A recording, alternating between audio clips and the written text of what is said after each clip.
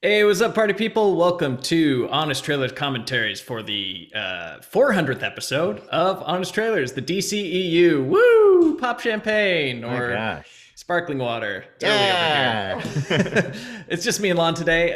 We're going to tell you the last few remaining thoughts we haven't given you already on the DCEU movies. We're going to watch a trailer together. We're going to watch some deleted scenes, and we can answer comments and questions from viewers like yourselves, then tease next week's Honest Trailer, where we will ring the last few thoughts about another well-visited filmmaker. We've done a lot of these, you guys. What are you doing to me? Jeez. But I hope we do 400 more because, man, this is always good. It's always a good time. Even revisiting the DCEU again, I found some things changed. My opinions changed. And I'll let you go first, Lon. Did anything, what you preferred or not prefer, did that shift at all revisiting these films? Well, I recently, we also, I'm not trying to like cross promote, but we recently did a video where I revisited the entire Batman series, like from 1989. Right next to here on this channel. You can click on that one. Right check over that there, out. Or By the numbers. Maybe but there. anyway, so I mercifully got to sort of sit out the Batman side of the DCEU for this. So I got to watch Man of Steel, Shazam, and then the Wonder Woman sequel. So it was a nice breather. Like I hadn't seen Man of Steel or Shazam in a while, and I like both of those. I think they're overall more good than bad, especially Shazam. Wonder Woman, the sequel. I mean, look, folks, the first Wonder Woman is terrific, and I think we should live in that feeling of how exciting that first one was.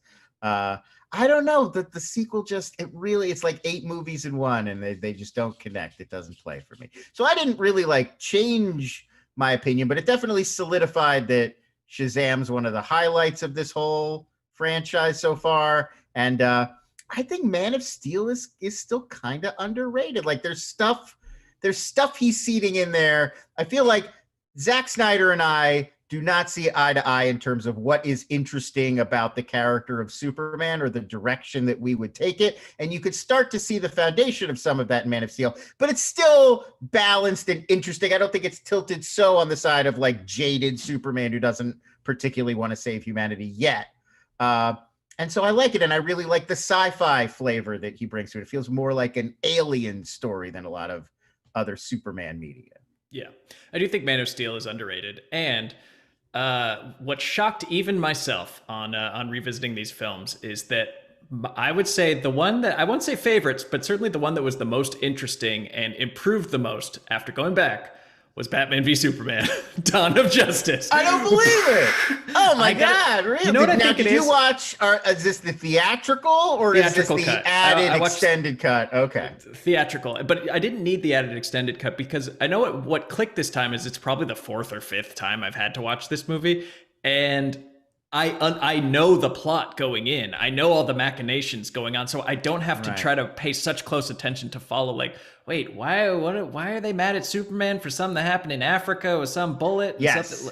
I'm like, yes, I sadly, I know all of these details by now. And I could just watch, I could just take in the imagery and I could just take in just the world he's created, which was a miserable, bleak world. Superman is Dr. Manhattan. Batman is a murderer. And like, if you just take it on those terms, I think it was a pretty good film if you are on board with that take on the characters. Wow. I know a lot of people aren't, but I would say, but if you just meet him where he is, which is like, if these superheroes were real, they would be murderers because our world is effed up and they lived in an effed up world. If it's not escapism, if it's like, no, you do not escape in your superhero movies. You're in like a world where 9/11 happens every day and it's Superman's fault.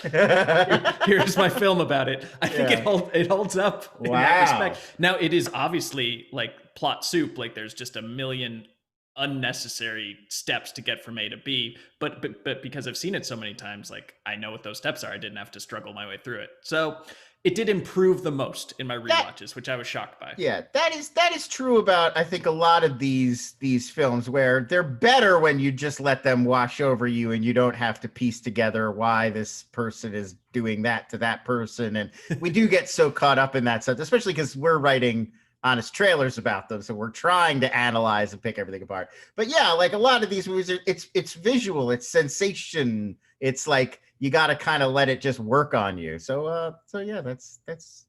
I'm glad someone's getting enjoyment out of BDS. That's probably my least favorite. I think that and Suicide Squad are like the two low points for me of this whole run. Suicide Squad was bad, but in like kind of a funny way, where it's just a mess. They're just incoherent. I mean, that movie's incoherent. Yeah. Yeah, that does not make sense from scene to scene. And what went down the most, in my opinion, was Aquaman, which I was surprised by because I remember really enjoying Aquaman the first time. Maybe it's because I'm watching it on an even smaller screen, and yeah, that's one where the spectacle for Aquaman definitely helped. Yeah, there is a lot of proper nouns in that movie, man. The King Orm and the Fishmen and the Zarathul, and like they really go into just every scene that I see why they interrupted every talking scene with an explosion in that movie because everyone they knew the audience was bored at that point. So yeah, it was kind of fascinating exercise to go back, and I felt like we just kind of had to do this if we did the MCU for episode 300. This was just kind of the natural thing to revisit. I also it feels like a good point to kind of put okay, this is what the DCEU sort of was, and now over the next kind of year or two, it feels like Warner's is coming out with a very different roadmap for what the next batch of films is going to be like. I mean, we still got Wonder Woman and The Flash and Aquaman world are still sort of active, but we're rebooting Batman. We've got all of these new HBO Max shows that are going to kind of pick up some of the slack, and so it does feel like a good point to kind of like take a pause. Okay, we can put that DCEU aside and like look ahead now, the post Joker landscape, which is going to be different. I mean, it seems like there's a lot of like living in a post Joker-fied world. We're in a post the Joker happened. It's based on a true story. Our society has become Joker-fied, and now we're left to pick up the pieces. Well, let's go through the pieces of the wreckage of the DCEU with this week's Honest Trailer. Roll it.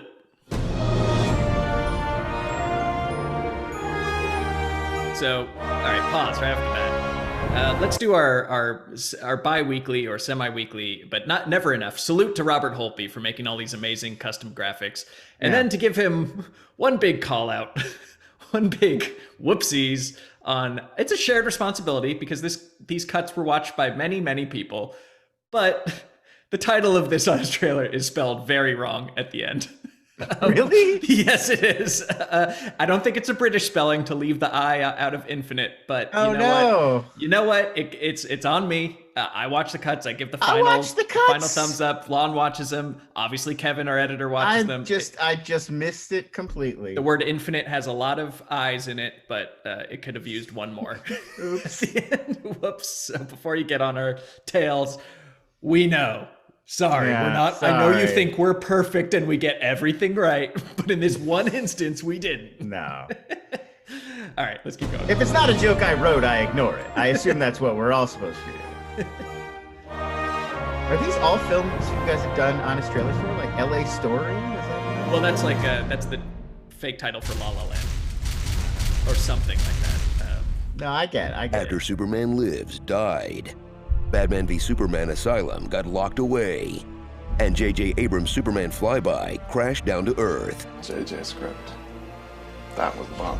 Warner Brothers just kind of snapped and said, all right, you know what? F it. You want to launch a universe? How's this? Superman doesn't want to save people, Batman's a murderer, Wonder Woman's an incel, and Harley Quinn takes 3 movies to break up with Joker who looks like my coke dealer. You all happy now, you You're all fired! I hate my job! I'm gonna go make SpongeBob spin-offs for Paramount Plus! All right, pause. Pause. There was one thing that I couldn't fit in, and also it was like sources say, but there was a Vulture report that that said, we're told by knowledgeable insiders the reason Warner Bros. Picked Zack Snyder for Man of Steel is that the script by David Goyer was rushed, is still a mess, and that Warner Bros. Needs someone who won't spend months trying to get it right. So they were clear. They were, whether that's true or not, they were clearly in a rush to get this whole thing started after so many like false starts. It's interesting because I don't for all of the dumping that we do on him, I don't think of Zack Snyder as a guy who doesn't care about the story or the script. He seems very focused on the details and the story. Like, he gets all very excited and animated about that stuff. It's just like, I don't agree with him about what makes a good story. Like, sure. I think we just have a difference of opinion. But it, like, even Army of the Dead, which, you know, we'll talk about at some future point, I'm sure. But even that has like so much story. It's not like he's ignoring story. It's almost like too much story. And you're like, slow down a little. Let's just focus on these visuals. Yeah. And look, Zack Snyder bears, I think, really close to zero blame in how all this turned out, because Warner Brothers did not know what they wanted. They were like, here, you figure it out. Oh, wait, no, we're figuring it out. Oh, wait, let's take it over here now. And oh, this doesn't match. Who cares? It sort of seems like the overly simplistic explanation is just like, well, they don't have a Feige. There's like a whole bunch of people all making decisions, and some of them get hired and fired, and other people come in, and it's kind of chaos. Yeah. Whereas Disney and Marvel have this like one guy, and the buck kind of stops there. And that it's tempting to just be like, well, that's your like, I don't know if that's really the answer, but it's tempting, but it's also like no other movie studios have a Kevin Feige. Right. Like, no, there is just like, one. It's not Kevin like there's Feige. One person in charge at Fox or Sony or whatever. No, but it's because like it's this one, creative control. But it's because it's this one thing. Like it would be like there's no one Fast and Furious guru. I guess maybe Neil Morris. It's Vin Diesel. I promise you, nothing is happening in those movies that he is not on board with. Fair. He's the Feige of the Toretto. But you're right. It's different because it's not somebody who's like directly involved in the film. They're producers, so they have like one step removed from the creative process, right? And they can kind of see above it all and pull the strings. Yeah, and I mean it's like I don't want to get too far afield, but it's even like what they're talking about with the Disney Plus Marvel shows, where they don't have showrunners like every other TV show. They have head writers, and they don't say this, but it's because Kevin Feige is the showrunner, because he's the guy that could go and be like, nah, don't do that. We're going to do that in a movie in 3 years. Right. So yeah, there's no one person like that looking over all of these properties. And I don't know if that's the sole reason it seems to have gone so far afield, but it definitely seems like one of the things that there's just these constantly shifting sands under everyone's feet. Yep. Let's find out more. Keep going. The DC Extended Universe. Welcome to the DCEU continuity. That, compared to Marvel's boring but reliable B student, is a chaotic goth nerd who never lived up to his potential. Cause Warner's does crap like change the title after a movie comes out, cancel films they've already announced, publicly fight their own stars, swap directors mid-production, and release oopsies cuts of their films to win back fans. In the sort of behind-the-scenes drama you get when the closest thing you have to a Feige is Donald Trump's Treasury Secretary. Sheesh, no wonder these guys hated Cyborg. Meet your typical DCE. Pause. I mean, I feel like there's a lot of Trump guys who are like failed Hollywood people. Steve Bannon's one of them. And the Nooch. I mean, I love /cringe/hate the fact that you see the Nooch's name before Wonder Woman, and all over the place. Yeah, it's funny when it shows up in Suicide Squad, but you just go ugh when he's around there. But I won't inject politics into our talk about alien weapons of war who change the shape of America and fight evildoers. It's fascinating that Mnuchin may not even, because he was producing it through Rat Pack. So it's like, he's not even the most notorious person associated with that company. When your business partner's Brett Ratner, you can get away with a ton of stuff and still be like, hey, look, I'm the better one. Don't worry about... Incredible. Yeah. He's also done Mad Max Fury Road and Edge of Tomorrow. So you'll say this, he has good taste. He's the money guy. He's not... Mnuchin's not watching the films like, oh, I think you should add a third act twist. Like, no, he's just the money guy. Come on. He is watching, oh God, what's the movie with his wife? Laura Linton, his wife? Louise Linton. Is it like Me, You, and... Me, You, Madness, yeah. Madness, yeah. Yes, yeah, the insane American Psycho movie that his wife made. Check that out if you want something real twisted. It's Joker-fied. Keep going, fully Joker-fied. Meet your typical DCEU protagonist, either a naive fish out of water, an angst-fueled warrior made of sadness, or a quippy jokester stuck with Joss Whedon's B material. My special skills include Viola, web design, fluent in sign language. They're way too powerful to worry about. Well, they have to lose their powers every movie. It kind of tickles. But when they're somehow threatened by an irritating little wimp, Ooh, I love it. Ow! Wow! Honka honka! an army of faceless goons,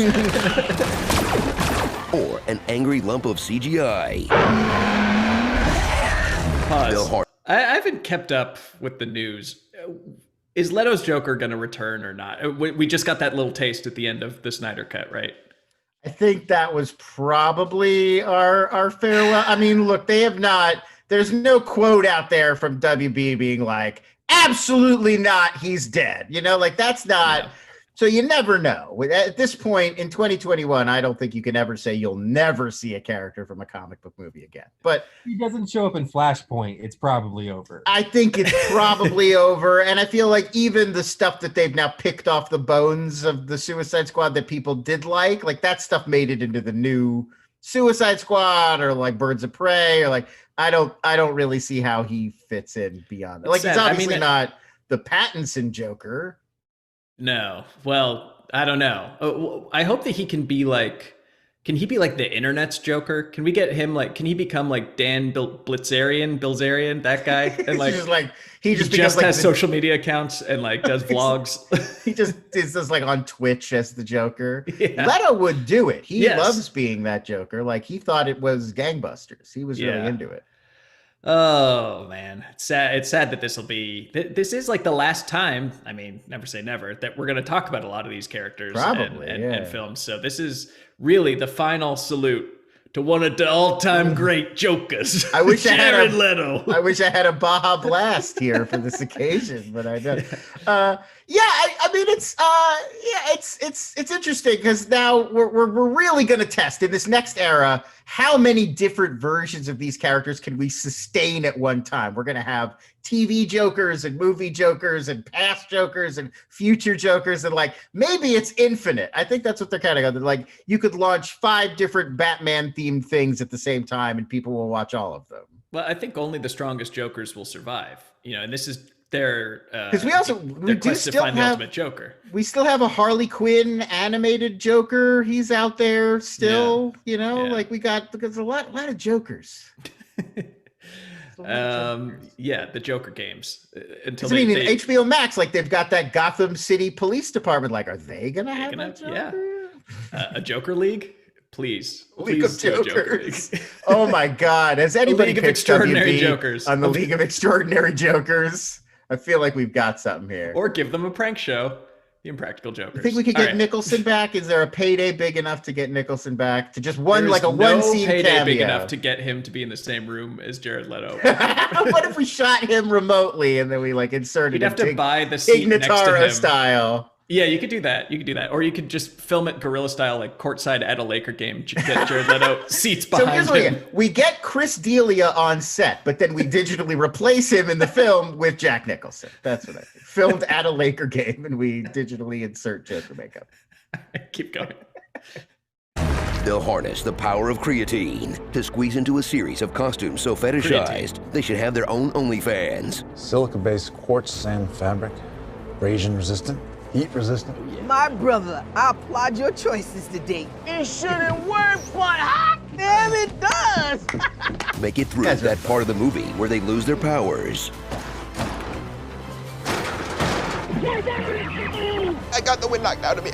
Need a few seconds, that's all. Murder someone. You can't leave them like that!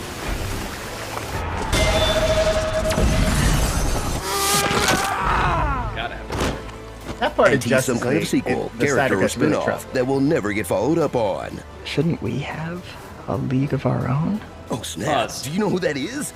I will say that we did include some Snyder Cut shots, but by and large we focused on the theatrical cuts of all these films because, like, for better or worse, that's how they were initially intended to be seen. Like that was their first foot forward. Was like, here's the movies. We weren't really letting them skate by on the after the fact releases that would kind of fix some of the problems. So, right.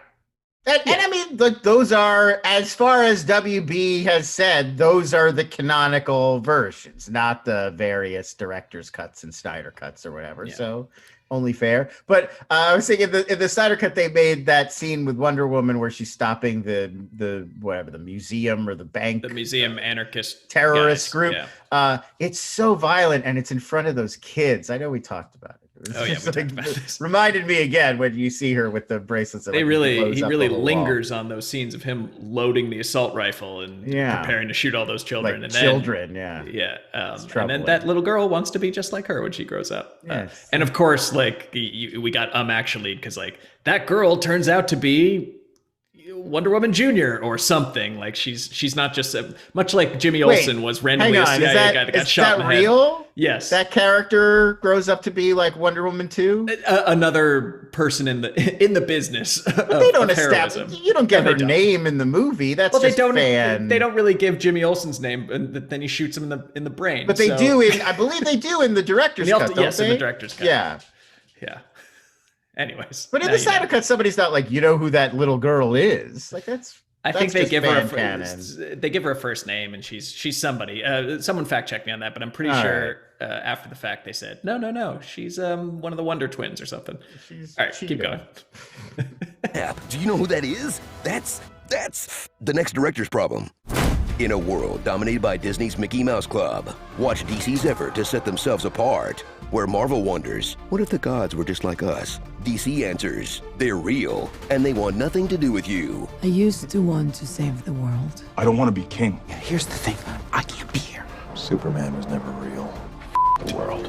Instead of adapting the best storylines of their best comics, they'll let the guys behind Blade Trinity and Rise of Skywalker take their best shot. And instead of flipping all the time... That's just insane to me. Like, you don't even have to... And I know that they're like... The tone certainly is influenced by, The Dark Knight, like Frank Miller's work and stuff like that. And you probably don't want to lift those stories directly. But there's so many amazing DC arcs and Superman stories that you could tell.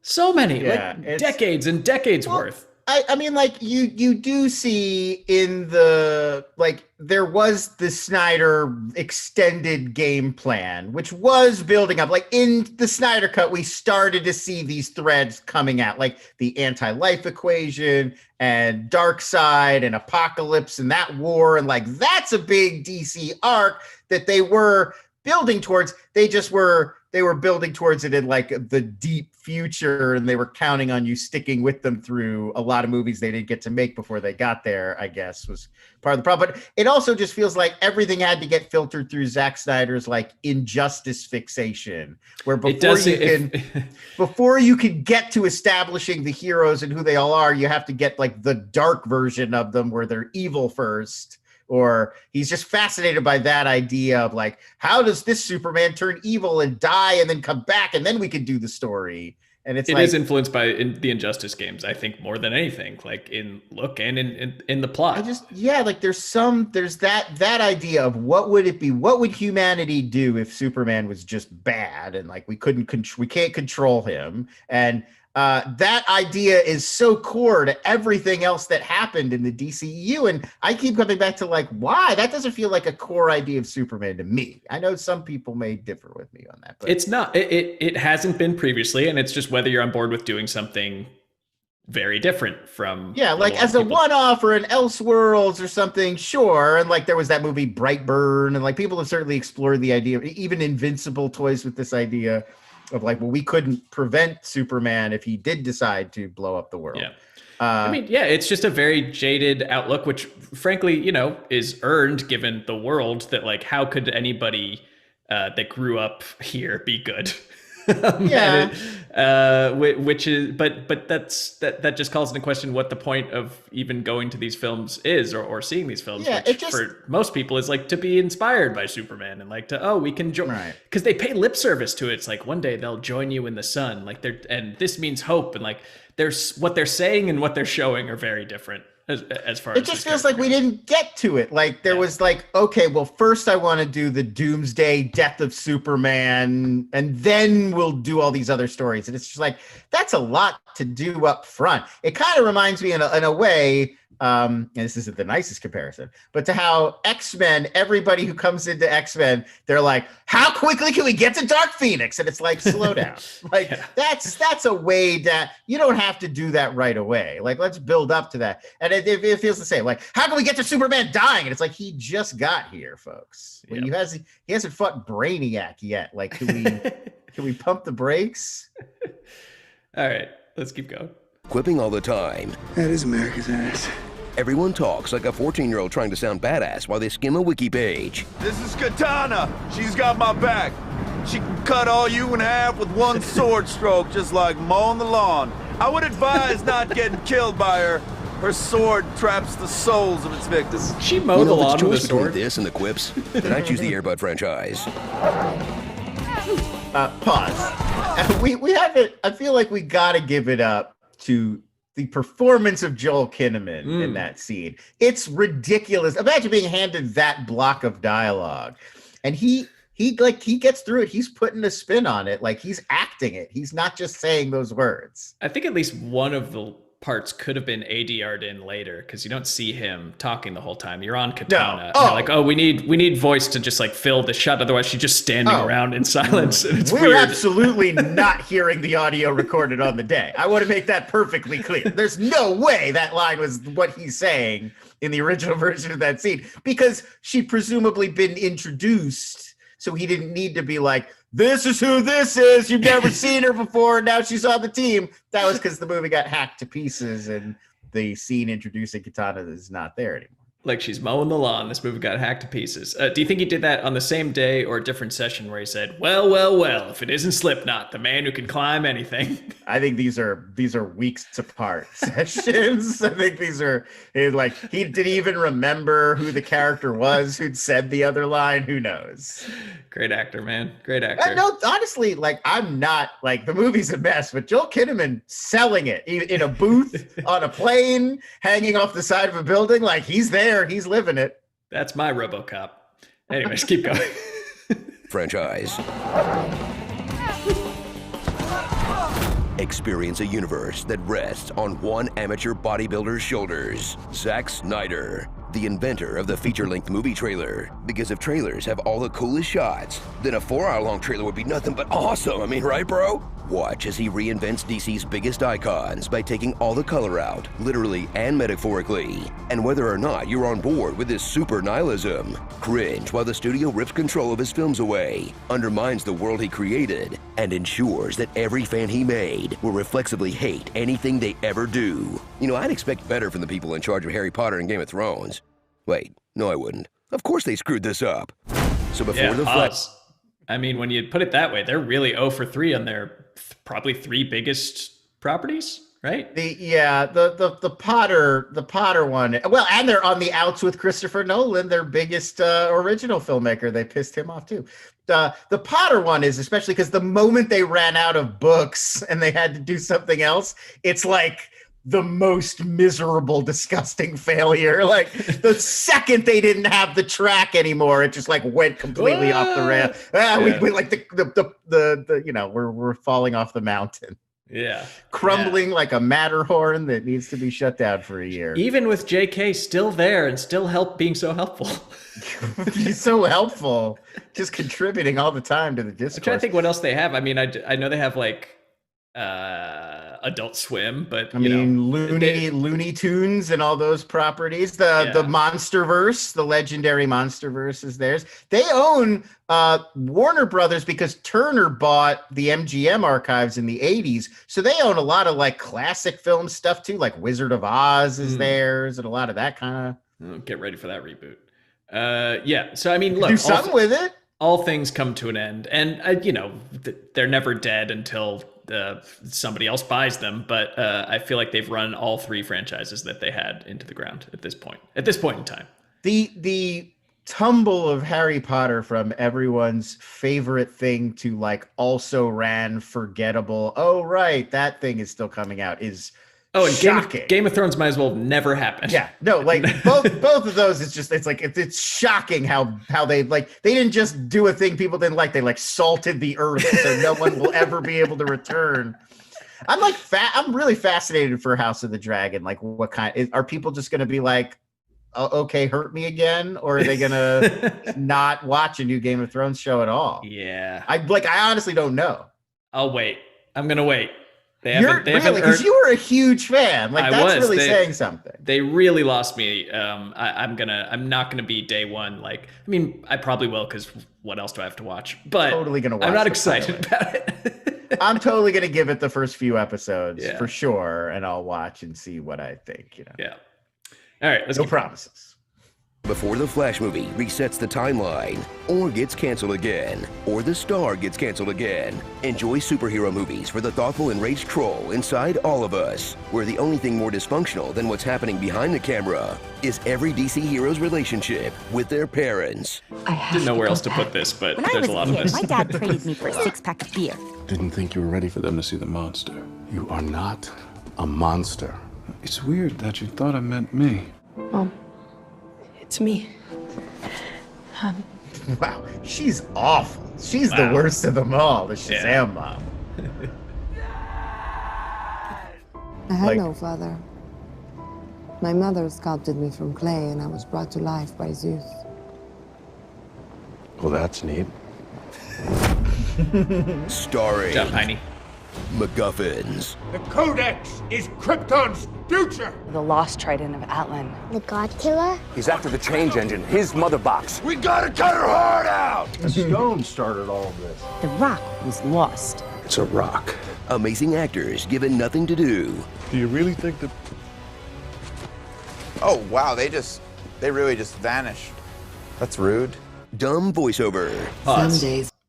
So we're sure JK was working out for Whiplash, right? He didn't just get ripped because Zack Snyder was like, "You're gonna have a big shirtless scene." In... I don't think he was working out for a specific role. I think he's just fitness guy, JK Simmons. Just around the clock. I think it was just to feel good about himself and looking like Master Roshi. But that was like ready for my close up like movie. No, I mean, he looked shot. frighteningly yoked, but it clearly wasn't for this, because he's got a trench coat on the whole time as Jim Gordon. Yeah, good point.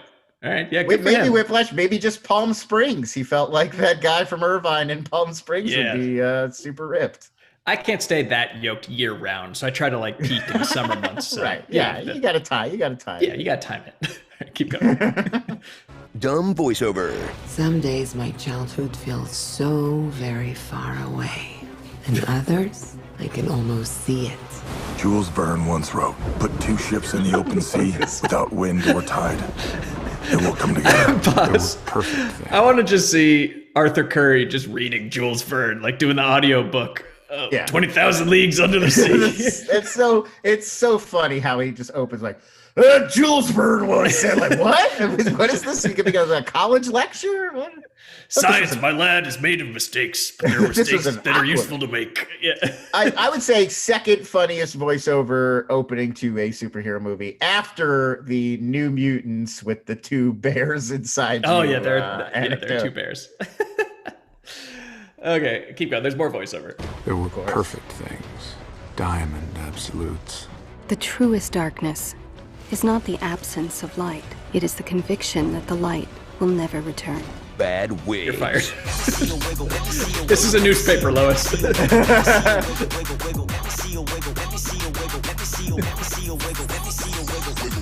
The one human being keeping these heroes from becoming complete psychopaths. The director of Wonder Woman, feud with Warner Brothers. The director of Birds of Prey, feud with Warner Brothers. The director of Suicide Squad, feud with Warner Brothers. The director of Aquaman, it's pretty chill with Warner Brothers actually. And the director of 3 DCEU films, feud with Warner Brothers. They tortured me! I'm sensing a pattern here. You know, they should let Warner Brothers direct the movies. That way everything can be Space Jam 2. Here's the Wizards of Planet. The movie. Crisis for Infinite Dorks. So pause. Oh, why did I not see that? I guess it's the T, the N and the T. You kind of just looks expect it. Your eye just expects to see an eye there. There's already two eyes in it. Surely you don't Honestly, need another if you hadn't said anything at the top of the video, I would not notice right now. I'd be like, Crisis for Infinite Dorks, what? Because I know what it's supposed to say. We'll get our QC down by episode 500. We promise. We'll catch these things. Do we bring JTE back just for this episode? 400. We were like, come on back. Okay, keep going. Forgive me. He's fine. So many of these movies have a scene where the hero is learning to fly but can't quite get off the ground.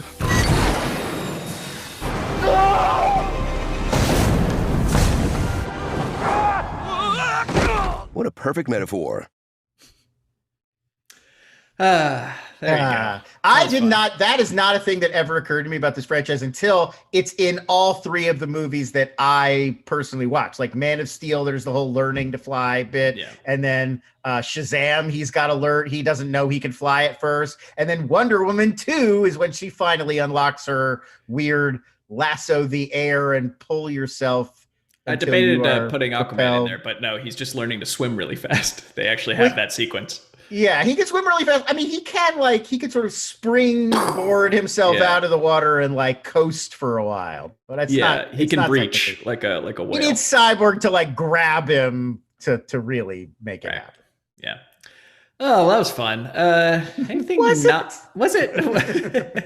That was done. I should rephrase it. We did that. Thank you guys for watching. For 400 episodes. Holy crap. Wow, we made it.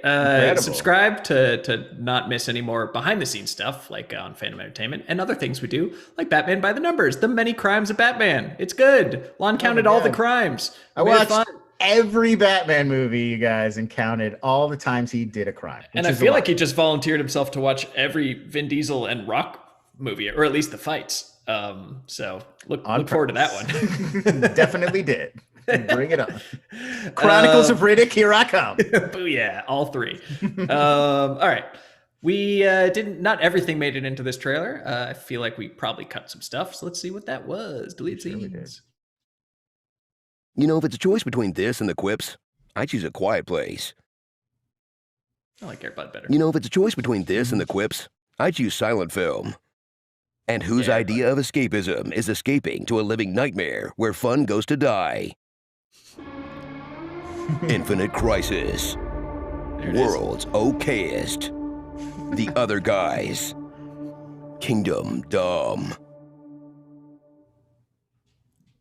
Okay. Yeah, didn't cut much. It all stayed in the picture. Honestly, it was hard to find new things to say about the DCEU that we haven't done in each of the individual films. Yeah, I think with these, it's, when you're putting all these movies together, it's really just, you got to just find those threads. Like, what are the things that run through all of them that we can pick out of all the different movies? And there are just like kind of a set number. It's like, here are the 5 tropes that they just do in every one of these. Yeah. So it kind of the structures itself in some ways. Okay, so on to the fan questions. Adam Halbert, given what we've been saying, are there any concerns that WB will have messed with the Batman and the Suicide Squad? I think they've learned their lesson at this point. Maybe. I think it helps that they're working with people they've worked with in James Gunn and Matt Reeves. I mean, the Batman's been a mess, though, because that was supposed to be Affleck. Yeah, already. No, for sure. I mean, there's no guarantees. I feel like the Suicide Squad, we're getting pretty close now, and it hasn't been that rocky. And James Gunn really is, like, at this point, pretty masterful at navigating these worlds. So yeah, that one seems to be on track. Who knows though? I mean, they're the fact that they've signed on to do 2 more HBO Max Batman shows with Reeves and J.J. Abrams indicates to me they think it's on the right. They're not going to mess with it too much, because they're planning all this other material based on it. So they must think it's pretty good. Lloyd Mediba asked, does Spencer have Batman v Superman Stockholm Syndrome? Yes, I do. I'm honestly worried about you. Like, that's concerning. The other thing, the thing that's weird about it, though, is that I honestly think the director's cut, or the ultimate cut, I think they call it, is way more defensible in that one. The theatrical's a complete mess. You got to see the extra stuff to be like, oh, that's what was happening in Africa. Right, but I'm telling you, I don't need that anymore. So you're saying because you've seen it before? Because I've seen it. Yeah, I see how all the dots connect. Yeah, it's like looking at the Matrix now. That's important to say. It's not just that the Batman v Superman theatrical cut makes any sense at all. No, if you've never seen it, you've got to see the full version. The story doesn't make sense in the theatrical cut. Granted, this is probably the 5th time I've seen the movie before it all clicked into place. I just wanted to clarify. Yeah, because it's a really wonky picture. The way they originally released it, quite wonky. Let's Timothy Chalamet as young Wonky. Can't wait. Which MCU movie do we want to see the Snyder Cut for? I mean, for me, it's so we're talking like much longer, bloodier, grimmer is what we mean. No, I think it's like give a director actual full reign, but I think they already sign over their soul and creative control like before they take it on. I mean, I'd like to see Patty Jenkins Thor. That would have been cool.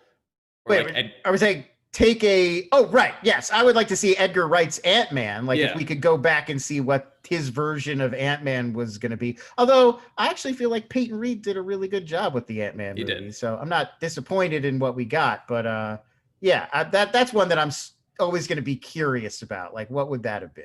Yeah. Okay. And let's end with this. One more. I'd love to see a completely unbridled Shane Black Iron Man movie where there's no Feige and he can do literally whatever he wants with it. Oh my God, that'll make everyone so mad, and I would mad, but want to except see that. me. He would never get in the Iron Man suit, and it would just they do the Mandarin twist in the first 10 minutes. It's just he come up with an excuse for Val Kilmer to get in there, and they're just quipping at Christmas the whole time, and I'm into it. All right, final question: what DC Comics character that hasn't had one yet deserves a movie? Anyone out there that the DCU hasn't? I often would say I'm a big fan of Booster Gold. I feel like he's a really fun character with a tone that would work really well for like a Shazam style, like a funny superhero movie. And they're not doing the Blue Beetle that hangs out with Booster Gold is Ted Kord, and they're doing a Blue Beetle movie with Jamie Reyes, the younger Blue Beetle. But it would make sense as long as we're introducing a cinematic Blue Beetle to at some point have a Booster Gold and then team them up. Okay. Have we had Bizarro yet in any of these movies? I don't think so. I don't think Definitely not Bizarro in a movie, right? In an animated thing, maybe. I want to see Bizarro, either Bizarro Superman or the Bizarro episode of C-Lab. I was about to say just the Bizarros. Bizarro, I love you, Bizarro. I hate the Bizarros. So go check. That's your homework, people. Go watch the Bizarro episode. It's on HBO Max. You can go back and watch the Bizarro C-Lab. C-Lab's on HBO Max? Hell yeah. Okay. I know what I'm doing. Yeah, the full Adult Swim selection is pretty much there now. That's fantastic. So there you go. I had fun today, Lon, even if there aren't the most fun movies to go back through. But it's fine. It's fine. We do it for 5 more times. Let's do it. And we hope you enjoy it because we will be back next week for, let's just say, more of the same. That's your clue. No escape for us. Yeah, no, it'll all make sense next week. Much appreciated, and we'll see you next week. Thanks for watching. Bye-bye.